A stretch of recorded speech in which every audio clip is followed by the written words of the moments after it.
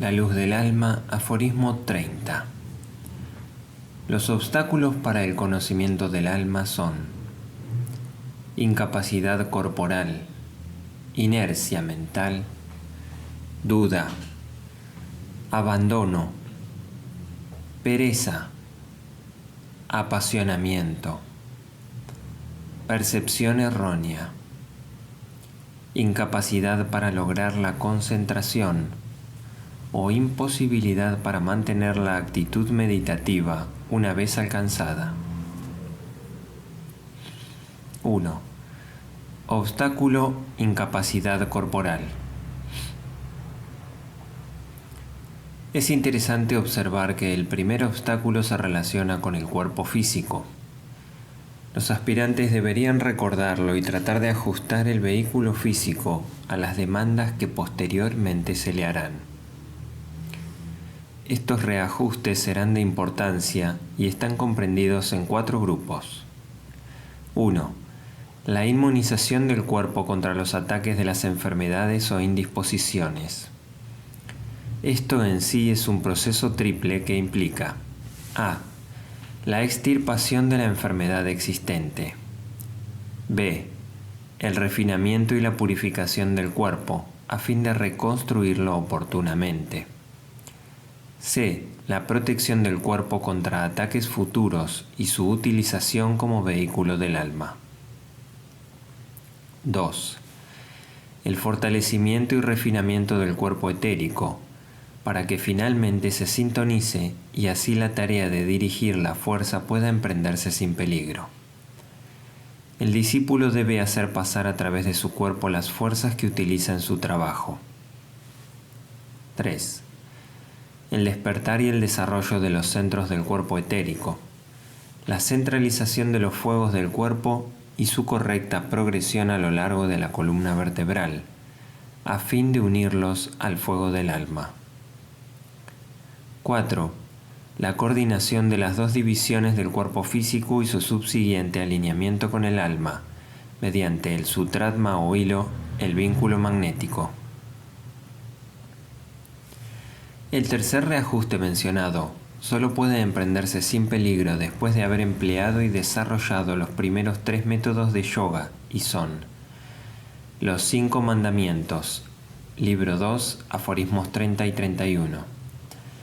Las 5 reglas, libro 2, aforismo 32 al 46. El correcto equilibrio, libro 2, aforismo 46 al 48. Los que aspiran a la yoga frecuentemente olvidan esto, y a ello se deben los desastres y dificultades que experimentan quienes se ocupan de despertar prematuramente los centros y de avivar el fuego serpentino. Solo cuando se ha establecido completamente la relación entre el aspirante y la economía social, como lo exponen los mandamientos, realizado la tarea de purificar y regularizar la triple naturaleza inferior, como se delinea en las reglas, logrado el equilibrio y el control de la naturaleza emocional, y obtenido el correcto equilibrio, puede, quien aspira al Raja Yoga, comenzar sin peligro el trabajo más esotérico y oculto, vinculado con los fuegos de su pequeño sistema. Nunca se hará bastante hincapié sobre este punto. Solo cuando se ha alcanzado un grado muy avanzado en el discipulado, el hombre puede ocuparse conscientemente y sin peligro de los fuegos vitales y dirigir su correcta ascensión por la columna vertebral. Muy pocos todavía han cumplido la ley y los mandamientos. Segundo obstáculo: inercia mental. El siguiente y básico gran obstáculo. Estos obstáculos se transcriben en el orden de su poder relativo ejercido sobre el hombre común. Es la incapacidad de pensar con claridad sobre el problema de la realización. Si la acción no va precedida de un claro pensar, no habrá suficiente impulso, ni podrá apreciarse la magnitud del problema. La inercia mental se debe a la condición letárgica de la vestidura de la conciencia, denominada cuerpo mental, y al pesado ritmo de la mayor parte de las personas. Esto explica por qué el Raja Yoga tiene más atractivo para los de tipo mental que para los puramente devotos, y también por qué quienes poseen un cuerpo mental bien dotado y activamente empleado pueden entrenarse más rápidamente en esta sagrada ciencia. Para la mayoría, despertar el cuerpo mental, desarrollar el interés intelectual y sustituir el control emocional por el mental debe preceder a toda comprensión posterior sobre la necesidad de cultivar el alma. Debe hacerse contacto con el mecanismo mental y emplearlo antes de poder apreciar inteligentemente la naturaleza del pensador. Cuando se llegue a captar esto, se comprenderá con mayor precisión que las grandes escuelas de pensamiento denominadas ciencia mental, ciencia cristiana, entre paréntesis Christian Science, nuevo pensamiento y otros grupos han contribuido al mejoramiento humano, pues ponen el énfasis sobre los estados mentales. Solo ahora la familia humana empieza a darse cuenta de la vestidura de la conciencia denominada cuerpo mental. Una mayoría aún tiene que construir esa vestidura que los estudiantes esotéricos denominan cuerpo mental.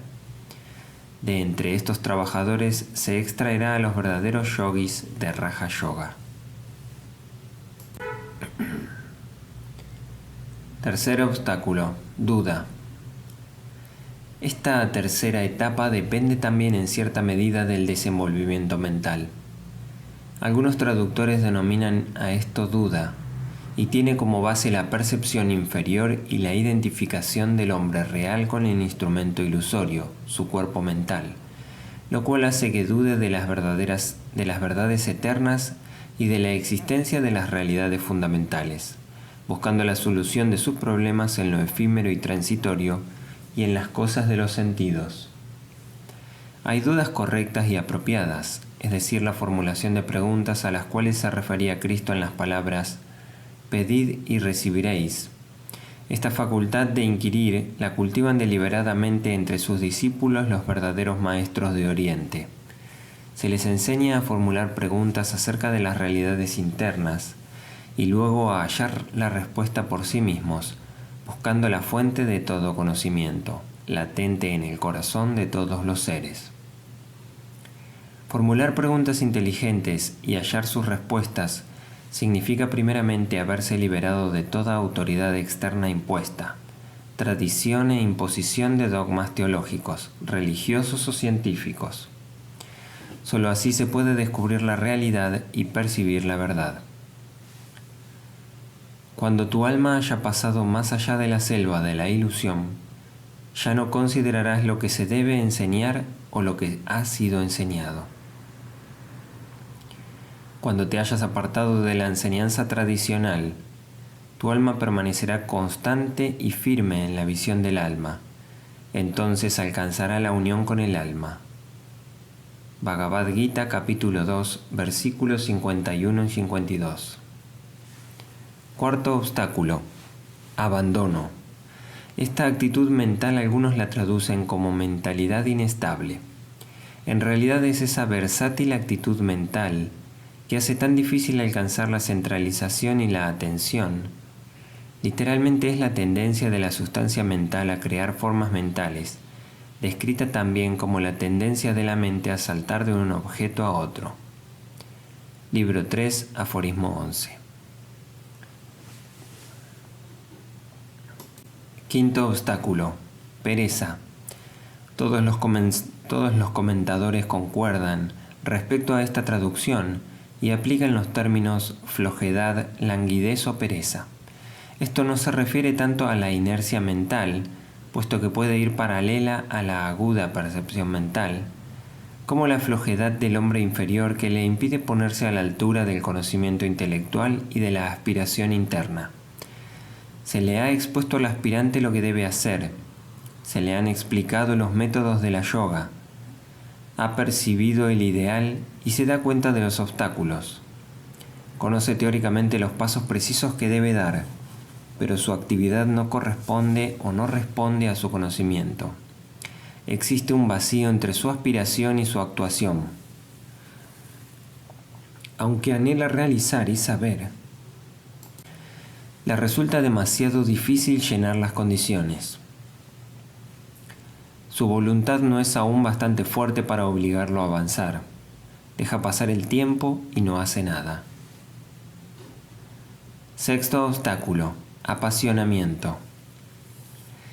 Esto ha sido traducido muy correctamente por algunos como apego a los objetos y deseo por las cosas materiales y de los sentidos. Es amor a las percepciones sensorias y a la atracción de todo lo que hace retornar al hombre una y otra vez a la existencia en el plano físico. El discípulo debe cultivar el desapasionamiento, o esa actitud de no identificarse con ningún tipo de forma, sino mantenerse apartado y desapegado, libre de las limitaciones impuestas por posesiones y pertenencias. Este punto es tratado en muchos aforismos y no es necesario emplearlo aquí. Séptimo obstáculo: percepción errónea. La incapacidad de percibir correctamente y de ver las cosas tal como son en realidad es consecuencia natural de los 6 obstáculos anteriores. Mientras el pensador se identifique con la forma, mientras las vidas menores de las vestiduras inferiores de la conciencia lo aprisionen, y mientras se niegue a separarse del aspecto material, sus percepciones serán erróneas. La visión abarca diversos tipos, los cuales pueden ser enumerados como: 1. La visión física. Revela la naturaleza del plano físico y se logra por medio de los ojos, fotografiando a través de la lente ocular el aspecto de la forma tangible, sobre la maravillosa película que todo hombre posee. Esta visión es circunscripta y limitada. 2. La visión etérica. Es una facultad del ojo humano que va desarrollándose rápidamente y revelará con el tiempo el aura de salud de todas las formas en los 4 reinos de la naturaleza. Ello traerá el reconocimiento de las emanaciones vitales pránicas en todos los centros vivientes y pondrá de manifiesto la condición de los mismos. 3. La clarividencia es la facultad de ver en el plano mental, uno de los siddhis o poderes psíquicos inferiores. Se obtiene por la sensibilidad superficial del cuerpo sensorio o envoltura emocional. Es la percepción sensoria llevada a una condición muy desarrollada.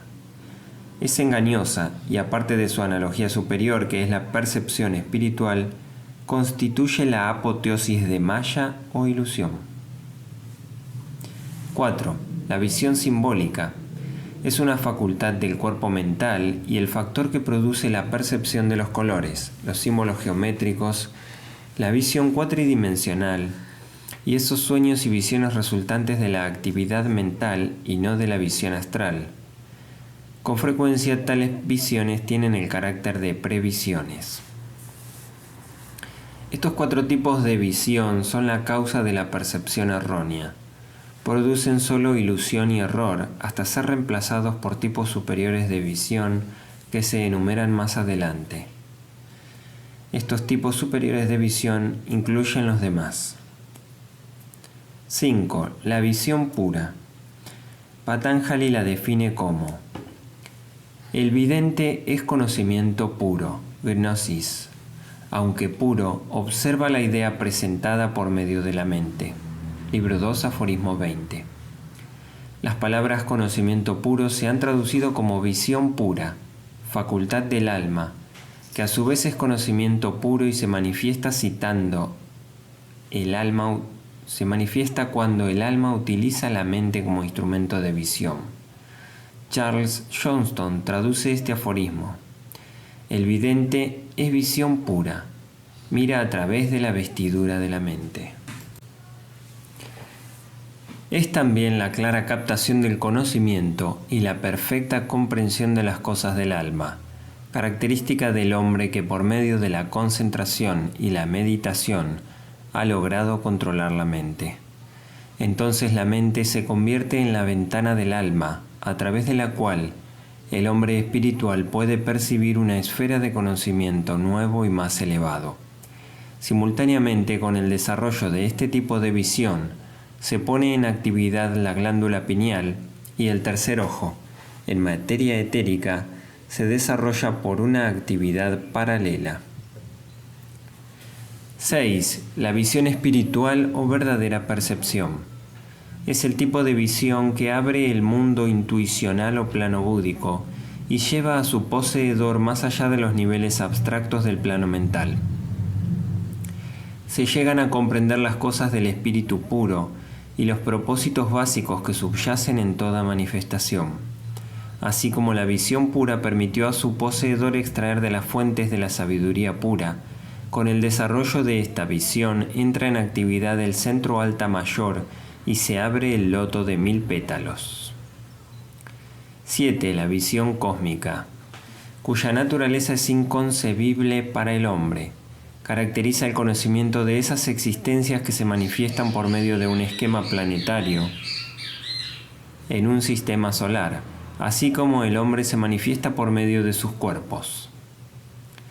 Por el estudio de estos tipos de percepción, el estudiante podrá apreciar con exactitud el trabajo que debe realizar, lo cual lo ayudará a determinar el lugar que ocupa y, en consecuencia, a prepararse inteligentemente para el siguiente paso. Octavo obstáculo: incapacidad para lograr la concentración. Los dos últimos obstáculos indican que las cosas viejas pueden desaparecer y el hombre nuevo entrar en posesión de su herencia.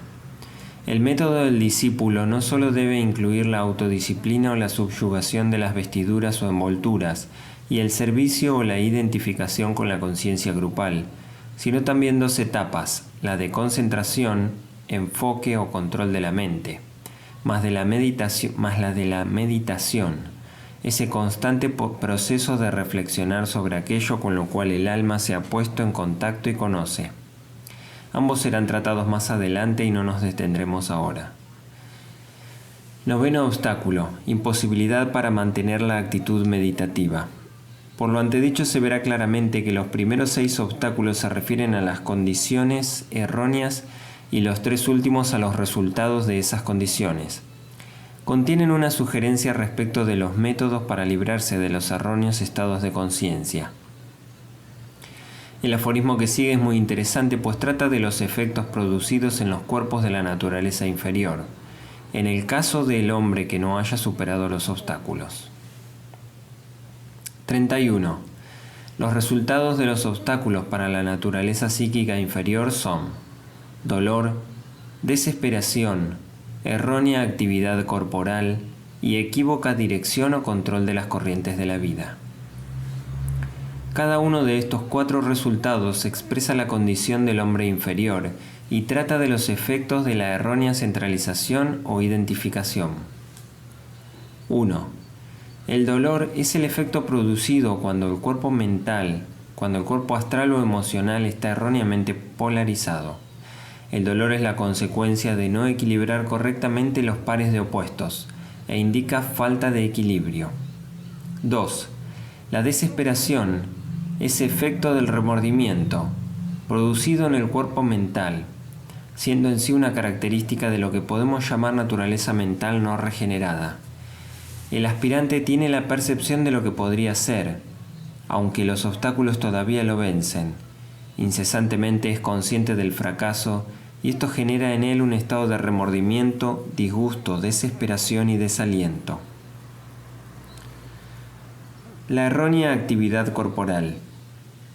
La condición interna se manifiesta en el plano físico como intensa actividad, enérgica búsqueda por soluciones o alivio, un constante ir y venir en pos de la paz. En esta época es la principal característica de nuestra mental raza aria y la causa del intenso y agresivo esfuerzo realizado en todas las actividades de la vida. A esto han contribuido en gran medida los sistemas pedagógicos, pues aceleran la actividad del cuerpo mental. La gran contribución de la pedagogía en las escuelas, institutos, liceos, universidades y otras actividades afines ha sido estimular el cuerpo mental del hombre. Todo forma parte del gran plan, que tiende siempre a alcanzar el objetivo 1, el desarrollo del alma. Por último, la equívoca dirección de las corrientes de la vida. Este efecto es producido en el cuerpo etérico por trastornos internos. Las corrientes de la vida para el estudiante del ocultismo son dos: el aliento de la vida o el prana y la fuerza vital o los fuegos del cuerpo. El mal empleo del aliento de la vida o la errónea utilización del prana es la causa del 80% de las actuales enfermedades físicas.